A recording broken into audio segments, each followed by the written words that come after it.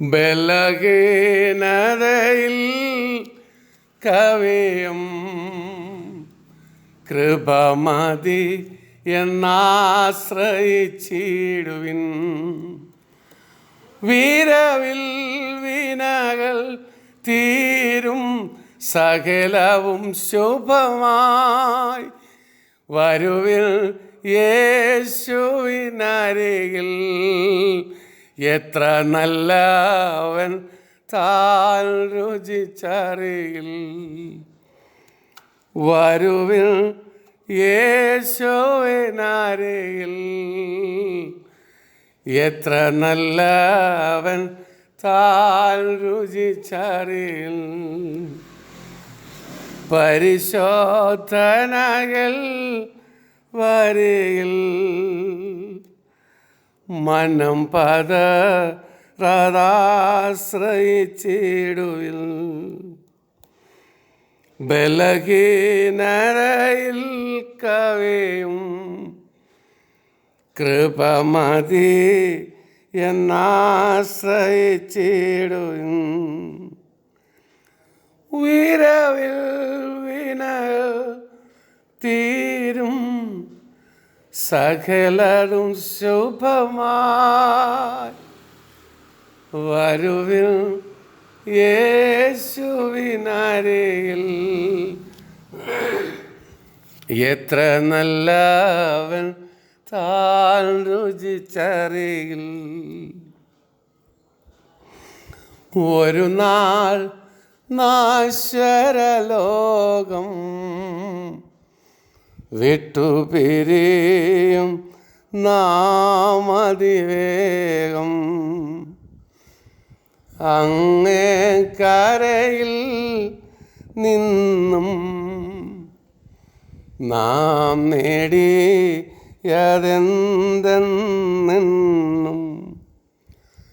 ലോകം വെറുത്തോർ വില നാം അന്നാളറിയും. ലോകം വെറുത്തോർ വില നാം അന്നാളറിയും. വരുവിൽ യേശുവിനരികിൽ. എത്ര നല്ലവൻ താൻ രുചിച്ചറിയിൽ. വരുവിൽ യേശുവിനരികിൽ. എത്ര നല്ലവൻ താൻ രുചിച്ചറിയിൽ. Praise the lord. ഹല്ലേലൂയ. കർത്താവായ യേശു ക്രിസ്തുവിൻ്റെ നാമത്തിൽ എല്ലാ പ്രിയപ്പെട്ടവർക്കും സ്നേഹവന്ദനങ്ങളെ അറിയിക്കുന്നു. നല്ലൊരു പകൽക്കാലം കൂടെ കർത്താവ് നമുക്ക് ദാനമായി നൽകിയല്ലോ. പരീക്ഷകൾ സഹിക്കണം. പരീക്ഷ സഹിക്കുന്ന മനുഷ്യൻ ഭാഗ്യവാൻ. യാക്കോബിൻ്റെ ലേഖനം 1-ാം അധ്യായം 12-ാം വാക്യം. എബ്രായ ലേഖനം 12:5. കർത്താവിൻ്റെ ശിക്ഷ നിരസിക്കരുത്. പരീക്ഷകൾ സഹിക്കണം, അത് നിരസിക്കരുത്. കർത്താവ് പരീക്ഷിക്കുന്നത് എങ്ങനെയാണ്? കർത്താവ് എങ്ങനെയാണ് പരീക്ഷിക്കുന്നത്? പരീക്ഷ കൊണ്ടുള്ള ഗുണങ്ങൾ എന്താണ് എന്നൊക്കെ നാം ചിന്തിച്ചു കഴിഞ്ഞു. പരീക്ഷയുടെ ഫലം എന്താണ് എന്ന് നാം ചിന്തിച്ചു. ശുദ്ധീകരണമുണ്ടാകും, സ്ഥിരത ലഭിക്കും, ഫലം പുറപ്പെടുവിക്കുവാനിടയാകും. ഇതൊക്കെയാണ് പരീക്ഷയുടെ ഗുണങ്ങൾ, ഫലങ്ങൾ എന്നൊക്കെ നാം ഗ്രഹിച്ചിട്ടുണ്ട്. ദൈവത്തിന് സ്തോത്രം. കൊരിന്ത്യർക്ക് എഴുതിയ 1-ാം ലേഖനത്തിൻ്റെ 10-ാം അധ്യായത്തിൻ്റെ 13-ാം വാക്യത്തിൽ മനുഷ്യർക്ക് നടപ്പല്ലാത്ത പരീക്ഷ നിങ്ങൾക്ക് നേരിട്ടിട്ടില്ല. ദൈവം വിശ്വസ്തൻ. ദൈവത്തിന് സ്തോത്രം. ഇവിടെ ദൈവം വിശ്വസ്തനാണ് എന്ന് നാം കാണുന്നു. മനുഷ്യർക്ക് നടപ്പല്ലാത്ത പരീക്ഷ നമുക്ക് നേരിട്ടിട്ടില്ല. ദൈവത്തിന് സ്തോത്രം. കൊരിന്ത്യർക്ക് എഴുതിയ ലേഖനമാണിത്. കൊരിന്ത്യർക്ക് എഴുതിയ ഈ ലേഖനത്തിൽ അപ്പോസ്തലനായ പൗലോസ് അനേക വിഷയങ്ങൾ കൊരിന്ത്യരോടുള്ള ബന്ധത്തിൽ നമ്മോട് സംസാരിക്കുന്നുണ്ട്. കൊരിന്ത്യ സഭ ഒരു കൃപാവരത്തിലും കുറവില്ലാത്തവരാണ്. 10-ാം അധ്യായത്തിൻ്റെ 6-ാം വാക്യത്തിൽ നാം വായിക്കുന്നത് ഇത് നമുക്ക് ദൃഷ്ടാന്തമായി ഭവിച്ചു. അവർ മോഹിച്ചതുപോലെ നാമും ദുർമോഹികൾ ആകാതെ ഇരിക്കുവാൻ തന്നെ. ഇതൊരു മുന്നറിയിപ്പാണ്. ഈ മേലിൽ സംഭവിച്ചത് നിങ്ങൾക്ക് വരാതെ ഇരിക്കുവാൻ. എന്താണ് മേലിൽ സംഭവിച്ചത്? അത് 10-ാം അധ്യായത്തിൻ്റെ 1-ാം വാക്യം. സഹോദരന്മാരെ, നമ്മുടെ പിതാക്കന്മാർ എല്ലാവരും മേഘത്തിന് കീഴായിരുന്നു. എല്ലാവരും സമുദ്രത്തിലൂടെ കടന്ന് എല്ലാവരും സമുദ്രത്തിൽ സ്നാനമേറ്റു, മോശയോട് ചേർന്നു. എല്ലാവരും ഒരേ ആത്മീയ ആഹാരം കഴിച്ചു, ആത്മീയ പാനീയം കുടിച്ചു. അപ്പോൾ പഴയ നിയമത്തിൽ എല്ലാവരും മോശയോട് ചേർന്നു ആത്മീയ ആഹാരം കഴിച്ചു. അതുപോലെ പുതിയ നിയമത്തിൽ സ്നാനത്തിന് മുൻകുറിയാണല്ലോ ചെങ്കടലിലൂടെ കടന്നത്. കർത്തൃമേശ ആത്മീയ ഭക്ഷണത്തിനായിട്ട് ഒക്കെ നിഴലായിട്ട് നിൽക്കുന്നു. നാം വായിക്കുന്നു, ആ പാറ ക്രിസ്തുവായിരുന്നു. പഴയ നിയമത്തിൽ മോശ ഇസ്രായേൽ ജനത്തെ നടത്തിയതുപോലെ തന്നെ പുതിയ നിയമവിശ്വാസികളുമായിരിക്കുന്നു. സ്നാനപ്പെട്ടു, കർത്താവിൻ്റെ മേശയിൽ പങ്കുകൊള്ളുന്നു. ചെങ്കടലിലൂടെ കടന്ന് ദൈവം നൽകിയ ആത്മീയ മന്ന, ദൈവം നൽകിയ ഭോജനം, സ്വർഗീയ ഭോജനം കഴിച്ചവർ അതുപോലെ ആയിരിക്കുന്നു. എന്നാൽ ഇവിടെ എടുത്തു പറയുന്നത്, എങ്കിലും അവരിൽ മിക്കപേരും ദൈവം പ്രസാദിച്ചില്ല, അവരെ മരുഭൂമിയിൽ തള്ളിയിട്ട് കളഞ്ഞു എന്ന് നിങ്ങൾ അറിയാതെ ഇരിക്കരുത്. ദൈവത്തിന് സ്തോത്രം. 9:24 നാം വായിക്കുമ്പോൾ തുടങ്ങുന്ന ഒരു വിശദീകരണമാണ് ഇവിടെ പൗലോസ് ലീഹ പറയുന്നത്. 9:24 പൗലോസ് പറയുന്ന, ഓട്ടക്കളത്തിൽ ഓടുന്നവർ എല്ലാവരും ഓടുന്നു, എങ്കിലും ഒരുവനെ ബിരുദ പ്രാപിക്കുന്നുള്ളൂ. അതാണ് ലക്ഷ്യം. അതാണ് പൗലോസ് പറഞ്ഞു തുടങ്ങുന്നത്. ബിരുദ പ്രാപിക്കുവാൻ, ലക്ഷ്യത്തിലെത്തിച്ചേരുവാൻ നാം എന്ത് ചെയ്യണമെന്നുള്ളതാണ് തൻ്റെ വിഷയം. നിങ്ങളും പ്രാപിപ്പാൻ തക്കവണ്ണം ഓടുവീൻ. അവിടെ ഒരു ചെറിയ തർജ്ജിമ പിശകുണ്ട്. നിങ്ങളും പ്രാപിപ്പാൻ തക്കവണ്ണം ഓടുവീൻ എന്നുള്ളത് ശരിയായ ഭാഷാന്തരത്തിലെ ചിന്താഗതി വെച്ച് നോക്കിയാൽ ഓട്ടക്കളത്തിൽ അനേകർ ഓടുന്നുണ്ടെങ്കിലും ഒരൊറ്റയാളെ അതിൽ ഒന്നാം സ്ഥാനം ലഭിക്കുകയുള്ളൂ എന്നുണ്ടെങ്കിൽ, അനേകർ ഓടുന്നു, ഒരുത്തനെ ഒന്നാം സ്ഥാനം ലഭിക്കുമെന്നുള്ളെങ്കിൽ എനിക്ക് ആ സ്ഥാനം ലഭിക്കണം എന്ന് വെച്ച് പൂർണ്ണശക്തിയോടെ പ്രാപിക്കുവാൻ തക്കവണ്ണം ഓടണമെന്ന്. അതായത് ഓട്ടക്കളത്തിൽ അനേകർ ഓടുന്നു, ഒറ്റ ഒരുത്തനെ കിട്ടുന്നുള്ളൂ പ്രൈസ്, സമ്മാനം. എങ്കിൽ അത് എനിക്ക് കിട്ടണം, ഞാൻ പ്രാപിക്കുവാൻ തക്കവണ്ണം ഓടണം. എല്ലാവർക്കും കിട്ടുന്ന കൂട്ടത്തിൽ എനിക്ക് കിട്ടുമെന്നല്ല, ഒറ്റ ഒരുത്തൻ മാത്രമേ ഓട്ടക്കളത്തിൽ ജയിക്കുകയുള്ളൂ എന്ന് ആണെങ്കിലും പ്രാപിക്കുവാൻ തക്കവണ്ണം ഏകനായി നിന്ന് ഒറ്റയ്ക്ക് നിന്ന് ഓടി സമ്മാനം വാങ്ങുവാൻ തക്കവണ്ണം ഓടുവിനെന്നാണ് ശരിയായ തർജ്ജിമയിലെ ആശയം. ദൈവത്തിന് സ്തോത്രം. പ്രാപിപ്പാൻ തക്കവണ്ണം ഓടണം. ദൈവത്തിന് സ്തോത്രം. 9:27 ഒരുത്തൻ മാത്രമേ ജയിക്കുകയുള്ളൂ. ദൈവത്തിന് സ്തോത്രം. ഇവിടെ പഴയ നിയമത്തിൽ യോശുവയും കാലേബും അവർ രണ്ടുപേരും മാത്രമേ ലക്ഷ്യസ്ഥാനത്തിൽ എത്തിച്ചേർന്നുള്ളൂ. ദൈവത്തിന് സ്തോത്രം. 10-ാം അധ്യായത്തിൻ്റെ 5-ാം വാക്യത്തിൽ അനേകരെ മരുഭൂമിയിൽ തള്ളിക്കളഞ്ഞു എന്ന് നാം അറിയാതെ ഇരിക്കരുത്. ദൈവത്തിന് സ്തോത്രം. അവരിൽ പലരും ദുർമോഹികളായി. 6-ാം വാക്യത്തിൽ അതിൻ്റെ കാരണം പറയുന്നു. എന്താണ് അവരെ തള്ളിക്കളഞ്ഞതെന്ന് പറയുന്നു. അവരിൽ പലരും ദുർമോഹികളായിപ്പോയി.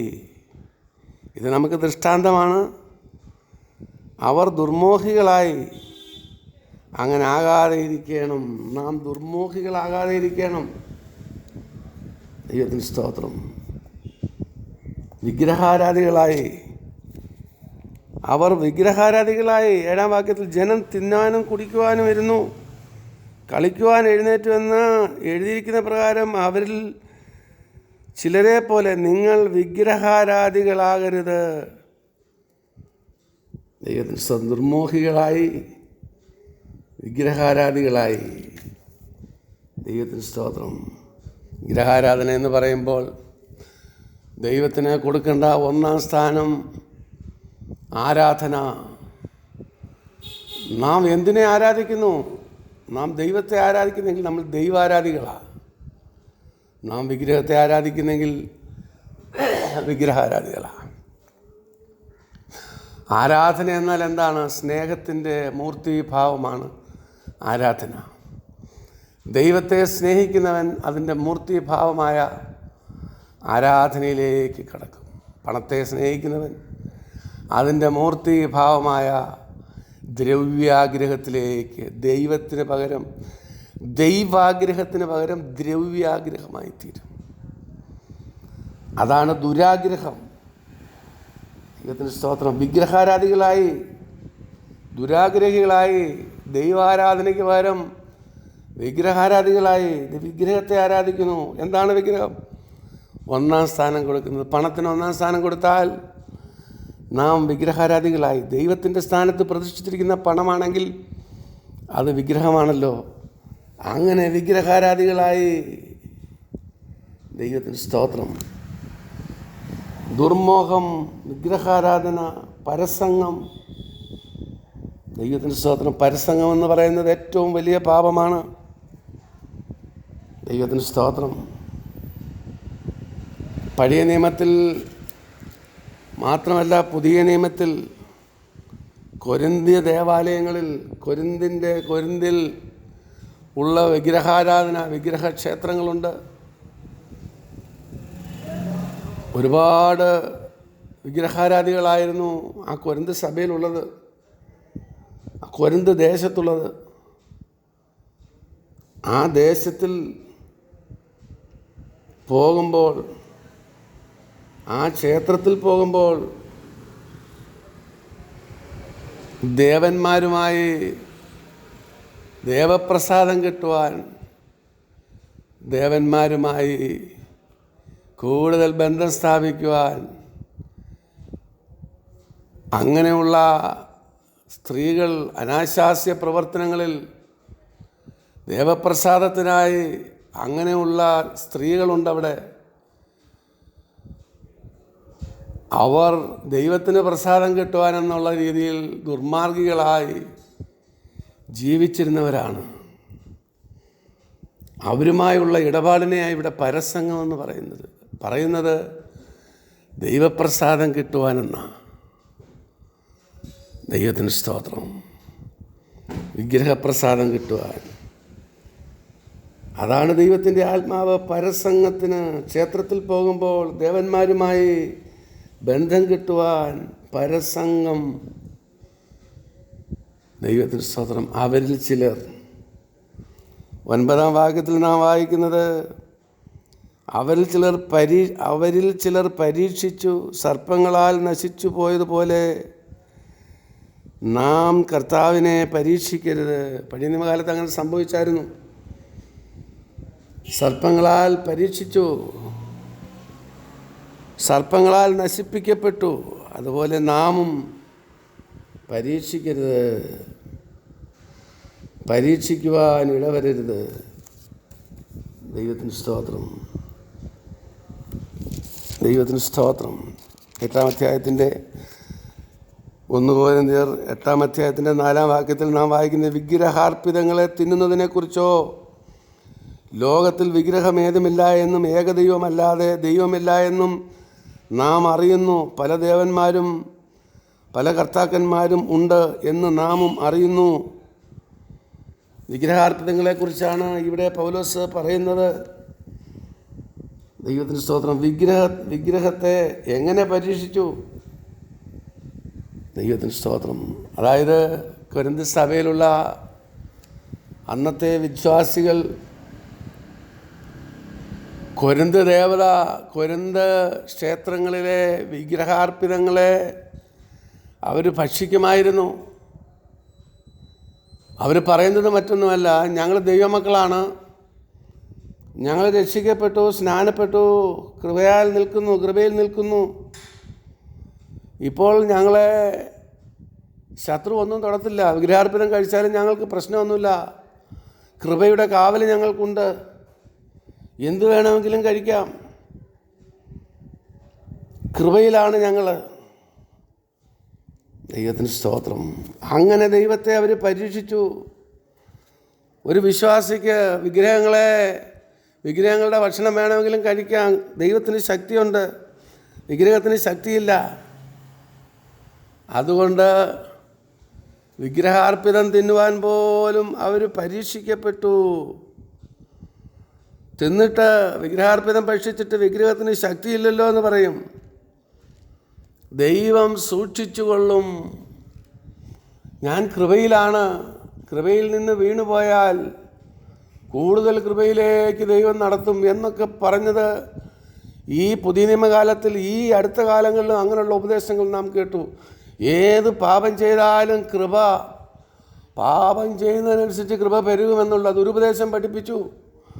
അതുപോലെ പഴയ നിയമ 1-ാം നൂറ്റാണ്ടിലും വിഗ്രഹാർപ്പിതം തിന്നാൻ അവിടെ ഉള്ളവർ പരീക്ഷിക്കപ്പെട്ടു. ദൈവത്തിന് സ്തോത്രം, ദൈവത്തിന് സ്തോത്രം. അങ്ങനെ നിങ്ങൾ പരീക്ഷിക്കപ്പെടരുത്. ദൈവത്തിന് സ്തോത്രം.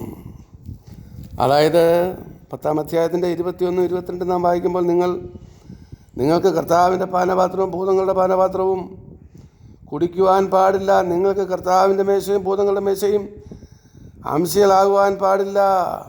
ദൈവത്തിൻ്റെ ക്രോധം നാം ജനിപ്പിക്കരുത്. ദൈവത്തിന് സ്തോത്രം. എന്ത് പ്രശ്നം വന്നാലും ഞങ്ങൾ വീഴുകയില്ല. ഏത് പ്രതികൂലം വന്നാലും ഞങ്ങൾ തകരുകയില്ല എന്ന ദൃഢപ്രതിജ്ഞയോടെ അവിടെയുള്ളവർ കഴിഞ്ഞു, കൊരിന്തിലുള്ളവർ കഴിഞ്ഞു.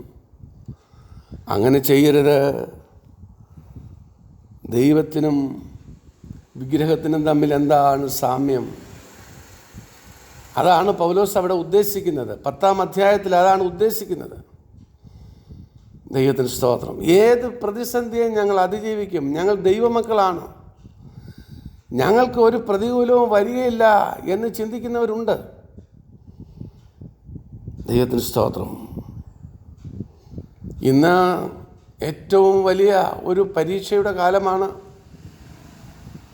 ഇന്ന് ഏറ്റവും വലിയ പരീക്ഷ സഹിക്കുന്ന മനുഷ്യൻ ഭാഗ്യവാൻ. ഒരു ദൈവഭദ്രനെ സംബന്ധിച്ചിടത്തോളം ഏറ്റവും വലിയ പരിശോധനയുടെ കാലഘട്ടമായത്. ഒരു വലിയ പകർച്ചവ്യാധി, കൊറോണ വൈറസ് എന്ന പേരിൽ ഭൂതലമാകമാനം അലട്ടിക്കൊണ്ടിരിക്കുന്നു. ആ സമയത്തും അപ്പോസ്തലന്മാരുടെ കാലത്ത് സംഭവിച്ചതുപോലെ അവിടെയുള്ള ജനം വിഗ്രഹാർപ്പിതം തിന്നിട്ട് ഞങ്ങൾക്ക് കുഴപ്പമൊന്നും സംഭവിക്കത്തില്ല, ഞങ്ങൾ കൃപയാൽ ജീവിക്കും, കൃപയുടെ കാവൽ ഞങ്ങൾക്കുണ്ട്, ഞങ്ങൾ രക്ഷിക്കപ്പെട്ടവരാ, സ്നാനപ്പെട്ടവരാ, ഈ വിഗ്രഹാർപ്പിതം തിന്നാലും സാത്താൻ ഞങ്ങളെ തൊടുകയില്ല എന്നൊക്കെ പറഞ്ഞവർ പരീക്ഷിക്കപ്പെട്ടു പോയിട്ടുണ്ട്. അങ്ങനെ വരരുത്.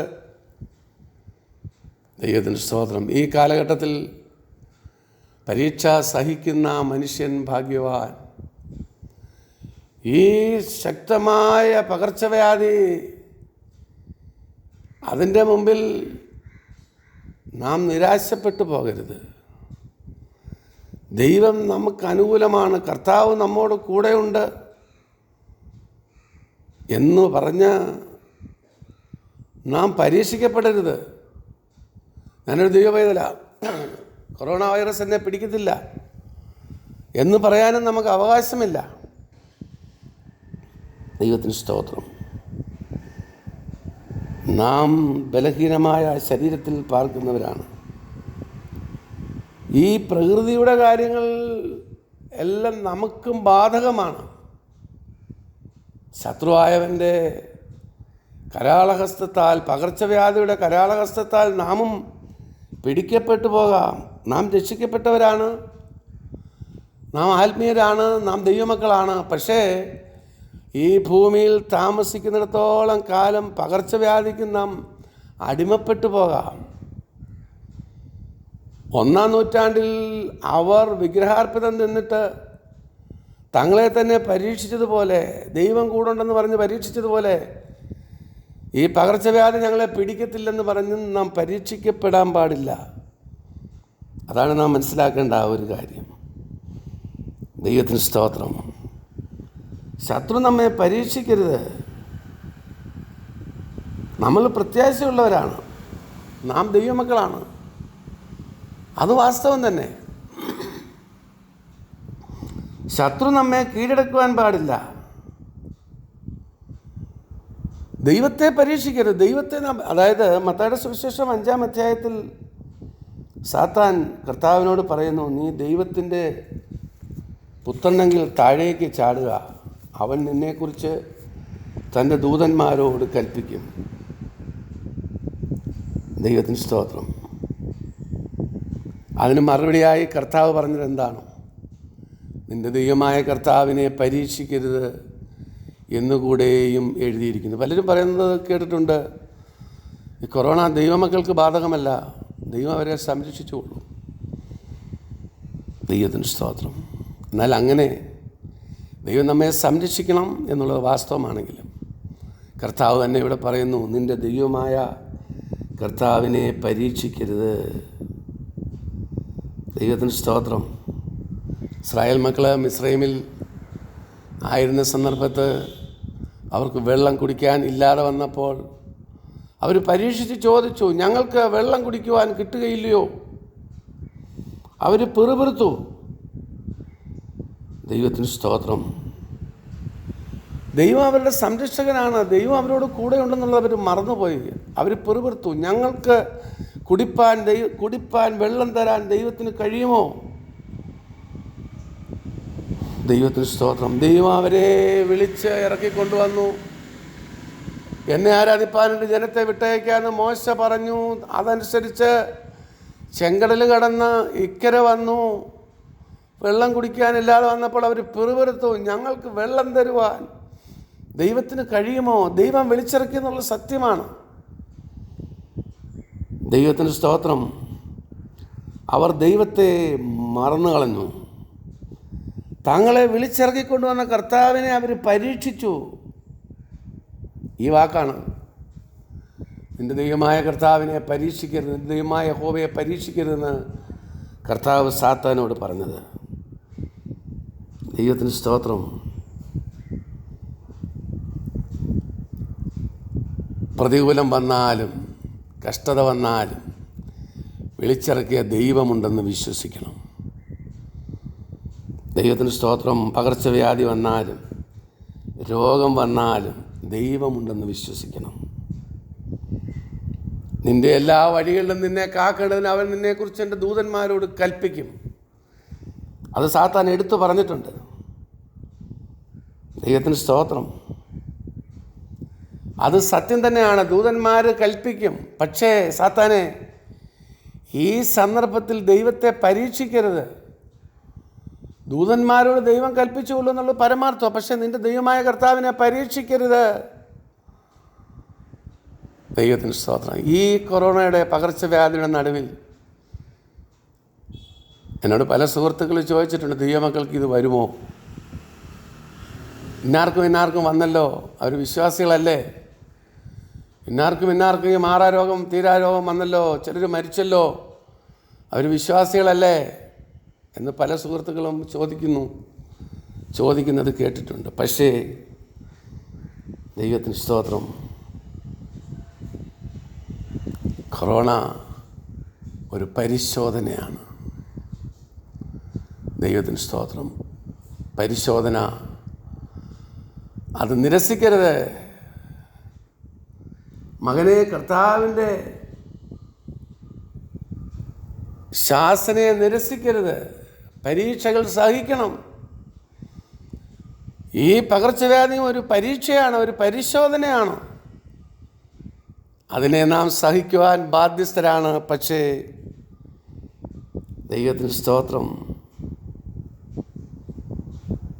ആ പരിശോധന സഹിക്കുവാൻ, പതറാതെ നിൽക്കുവാൻ ദൈവം കൃപ തരും. ദൈവത്തിന് സ്തോത്രം. ഈ പരിശോധന ഈ പകർച്ചവ്യാധിയിൽ ഞാൻ പിടിച്ചു നിൽക്കുമെന്നല്ല, എനിക്ക് കഴിയുമെന്നല്ല, ഈ പകർച്ചവ്യാധിയെ ഞാൻ അതിജീവിച്ച് പോകും എന്ന് അല്ല സംഭവിക്കാം. ദൈവത്തിന് സ്തോത്രം. മാനുഷികമായ ശരീരത്തിൽ നാം ആയിരിക്കുമ്പോൾ ഏത് രോഗവും ക്ഷീണവും നമുക്കും വരാം. പിന്നെ കൃപയിൽ ആശ്രയിച്ച് കർത്താവിൻ്റെ കൃപയാൽ എന്തെങ്കിലും വിടുതൽ നമുക്ക് കിട്ടുന്നെങ്കിലേ ഉള്ളൂ. അതാണ് 13-ാം വാക്യത്തിൽ നാം വായിക്കുന്നത്. മനുഷ്യർക്ക് നടപ്പല്ലാത്ത പരീക്ഷ നിങ്ങൾക്ക് നേരിട്ടിട്ടില്ല, ദൈവം വിശ്വസ്തൻ. നിങ്ങൾക്ക് കഴിയുന്നതിന് മീതെ പരീക്ഷ നേരിടുവാൻ അവൻ സമ്മതിക്കയില്ല. ദൈവത്തിന് സ്തോത്രം. സഹിക്കുവാൻ കഴിയേണ്ടതിന് പരീക്ഷയോടുകൂടെ അവൻ പോക്ക് വഴിയും തരും. ദൈവത്തിന് സ്തോത്രം. രക്ഷിക്കപ്പെട്ട ദൈവവൈതലിനും അഭിഷേകം പ്രാപിച്ച ദൈവവൈതലിനും കൃപയിലായിരിക്കുന്ന ദൈവവൈതലിനും പരീക്ഷ ഉണ്ടാകും. ഈ പരീക്ഷയെ അതിജീവിക്കേണ്ടതിന് ദൈവം പോക്ക് വഴി തരും. ദൈവത്തിന് സ്തോത്രം. ഈ പരീക്ഷയുടെ കെടുതികൾ നിൽക്കുവാൻ ദൈവത്തിൻ്റെ കയ്യിൽ പരിഹാരമുണ്ട്.